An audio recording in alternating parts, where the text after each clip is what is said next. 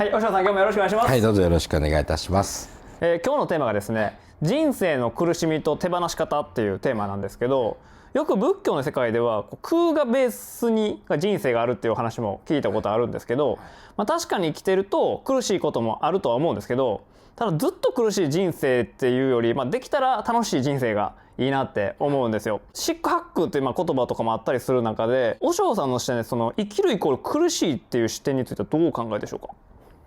苦しいって決めてるのは自分自身なんですね、実はね。だから四苦八苦ってお釈迦さんが説かれてるのも、四苦っていうのは生老病死って言われてて、生きること、生まれること、そして老いること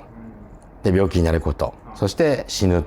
死っていうもの、これは苦しみの代表って言われてるんですけど、じゃあ苦って何なんですかって言ったら、単純に言うと思い通りにならないっていうことなんですね。だから苦しみって言って考えるとすごい重たい、なんか苦しいの嫌やわって思ってしまうと思うんですけど、思い通りにならないって考えたらいいです。だから思い通りにならない世界がこの世なんですよっていうことなんですね。だから逆に思い通りにならないからこそ努力していく、努力していって学んでいく世界なんだっていうことなんです。だから苦しみだから逃げたいではなくて、苦っていうのは思い通りにならないからこそ努力していけばいいんだよと。だから乗り越えていけるような世界なんです、実は。なのでその四苦八苦って言われてる死は生老病死、病気になることや老いることもね、そうですし、その死ぬことも生きることもですし、じゃあそこを工夫してみましょうよと、努力してみましょうよと。生きるために苦しい、思い通りにならないと思えば努力すること、お金がなかったら稼げる知識を学ぶこと、そして老いるっていうのは誰しもほっといたら勝手に老いていきますから、じゃあ老いるのにじゃあ努力していく、ちょっと若さを保っていくようにとか、ちょっと健康でありますようにとかね、病気になることもそうですよね。健康をやっぱ勉強していくことによって栄養であったりとか、そういった知識を詰め込むことで少しでも病気になることを回避することもできるわけじゃない。だから死もそうですよね。だから自分が気をつけて行動できるような知識、安全で折れるような知識や知恵を持っていくことで少しでも死を免れていく努力っていうのはすることで、その苦っていうものは逃れていくんだよと。ね、であとの4苦っていうのは愛別離苦っていうんですけど、愛別離苦っていうのは愛する者との別れ、思い通りにならない苦しみで、愚不徳苦って言って求めても得れない、求めても求めても得れない、思い通りにならない、ね、そして温存得苦っていうんですけども、これは恨みつらみですよね。感情のコントロールするのが苦しい、難しい。でもう一つ最後には五運浄苦って言って、人それぞれ物の見方、考え方、どう見えてるのか、どう捉えてるのか、それをどうしたいのかっていうのは人それぞれ違うんですよっていう、この4句を入れて、四苦八苦って言われてるんですけど、全部思い通りにならないんだよ。だから努力することでそれを自分のものにしていこう、それを乗り越えていくんだ。だから難ですよね。言ったら災難の難ですけども、要は苦しみっていうのは災難と捉えるわけなんですけども、その難がないって書いて無難って呼びますよね。だから難がないことを願っているのが私たちじゃないですか。ところが難がないことを願っているっていうことは、誰かと比べて私は苦しいんだって自分で捉えてるんですよ。あの人はよく見えてる、あの人は今苦しみがなくてええな、羨ましいなっていう時に自分も無難でありたいって願うわけじゃないですか。ところが難がない人間なんてないと思いません？先ほど言ったように、この世は苦っていうのは思い通りにならない世界に私たちはもう生まれてきてるんやから、ただ努力しなければいけない世界におるんだよって考えれば、その無難であるっていうことは誰かと比べてる時の苦しみなんですよ。だから無難でありたいって願うわけでしょ。ところが難があって逆に気づかされることが多いんですよ。例えば苦しい時があって、思い通りにならない時があって、それを努力してそれを乗り越えていける。だから難があるって書いてありがとうって読むんじゃないでしょうかね。だから難があるからありがたい。なぜありがたいのかって言ったら、その苦しみっていうのは乗り越えるためにあるものであって、それを乗り越えたら逆におかげさまって言えるのが私たちの世界なんです。だいろんなね嫌いな人が多い。じゃあ嫌いな人から避けて通ってたらそれは嫌いな人だらけになるんですね。だけども嫌いな人とコミュニケーション取れるとか、何か言ってることを理解するための知識を得たりとか、また自分がうまく相手とコミュニケーション取れるようになったりとか、好きになれとは言いません、嫌いな人はね。だけど自分がそれをうまくコミュニケーション取れるようになったら、逆に言うならどうでもいい人になるんじゃないですか。逆におかげさまって言えるようになるんじゃないですか。ああいう人がおってくれたおかげでとか、ああいうことがあったおかげで私はこうしておられるっていう一つのありがとうなんですよね。だから難があるって書いてありがとうって読めるのは、やっぱそういった苦しみの世界がベースにあるから。でも苦しみっていう言霊があんまり響きが良くないんで、ただ苦っていうのは何なの、思い通りにならないか、だからそれを努力していくことが大切なんですよって説かれているのが実はお釈迦さんなんですよ。なんか苦しいイコール人生にとっては嫌だみたいな、なんかそういう感じなんですけど、そもそもお釈迦様が伝えたかったことはその生き方のそのベースの話をしてくれてるような。そうなんです。だからこの世でやっぱり楽しんで生きるために私たちは学びの世界に生まれてきてるんだっていうこと。ただ毎日がなんていうのかな、何も苦がないような世界やったら何も成長しない人だらけになっちゃうんですよ。でも私たちね、よく考えたらね、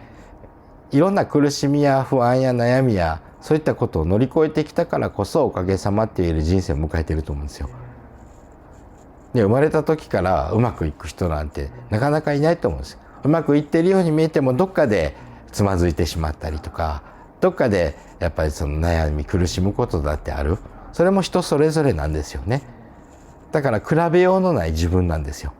だから比べて自分が難があるとか難がないとかっていうんじゃなくてね、自分っていう人生をその苦の中でね、いかに努力して生きていくかっていう方法がいっぱい説かれているのが仏さんの教えなんですよ。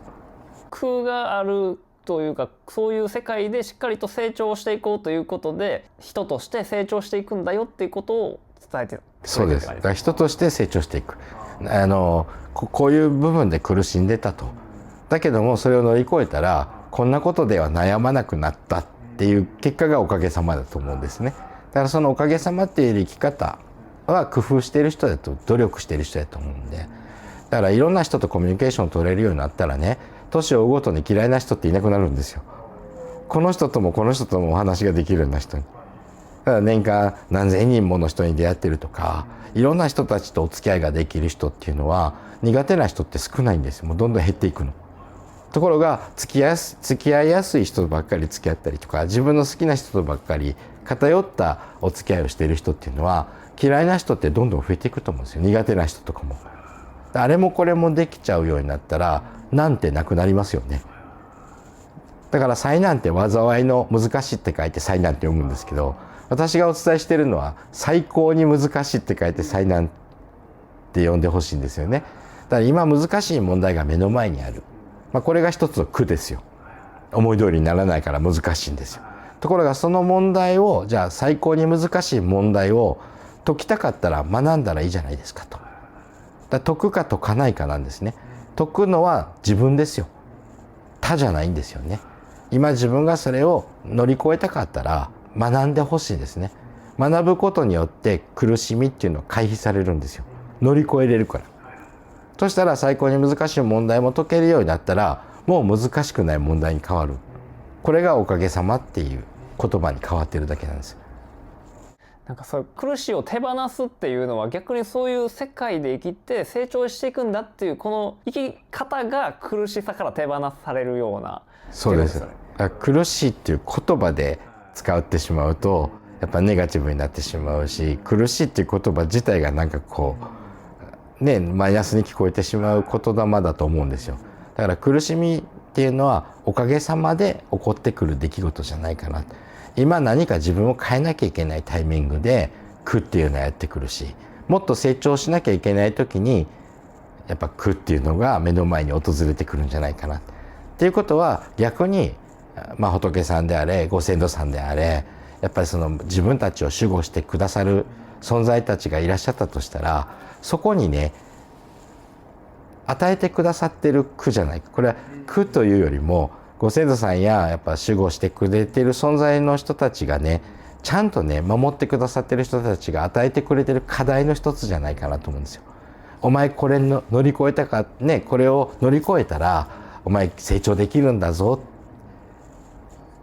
ね、逆に言うなら楽しみとかその時の楽を与えてくれるっていうのは真逆の存在なんじゃないですか。例えば可愛い子には旅をさせろとか、苦労は勝ってでも与えろなんていう言葉がありますけども、やっぱりその今楽を与える、今苦しんでいる、例えば借金を作ってしまった、その借金を誰かが立て替えてくれたと、そしたらその苦しみを味わわないわけですよ。誰かがそれを取ってしまった、奪ってしまった、そしたら自分は気づかないまままた新しい借金作ってしまうと思うんですよね。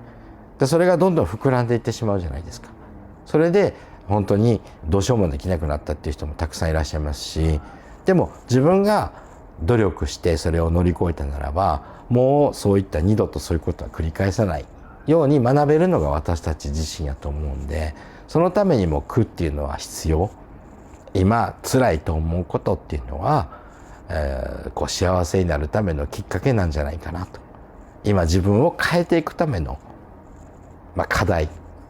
これは守ってくださっている証拠なんじゃないかなって反対に思えば、またその解消できる答えもご縁として集まってくるんじゃないかなと思います。はい、ありがとうございます。はい、ありがとうございます。You leave me notes before you leave,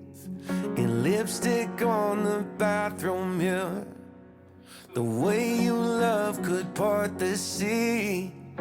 I'm thankful that you want me, dear.